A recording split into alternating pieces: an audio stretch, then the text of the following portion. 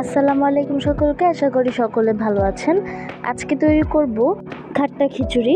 খাট্টা খিচুড়ি বানানোর জন্য এখানে আমি একটা কড়াইয়ে সাদা তেল নিয়ে শুকনা মরিচ, রসুন কুচি, পেঁয়াজ কুচি ভালোভাবে ভেজে নিয়েছি। এরপর দিয়ে দিয়েছি হলুদ গুঁড়া, সামান্য একটু ধনিয়ার গুঁড়া, মরিচের গুঁড়া, স্বাদমতো লবণ, চেরা কাঁচামরিচ, আর এখানে কিন্তু আমি কালো জিরাও ব্যবহার করেছি। এরপর এখানে আমি আগের রাতে বেঁচে যাওয়া 1 প্লেট বাসি মুরগির বিরিয়ানি দিয়ে দিব। তো এখানে আমি বিরিয়ানিটা অ্যাড করে দিচ্ছি।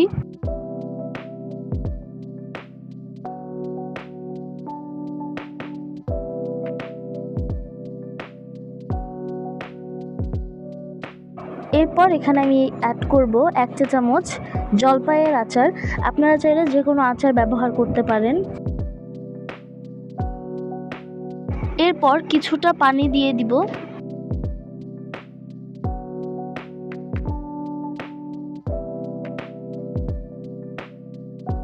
এরপর একটু নেড়ে আমি এখানে ঢাকনা দিয়ে ঢেকে রাখবো এবং ঢাকনা উঠিয়ে কিছুটা ধনেপাতা উপর থেকে দিয়ে দিব।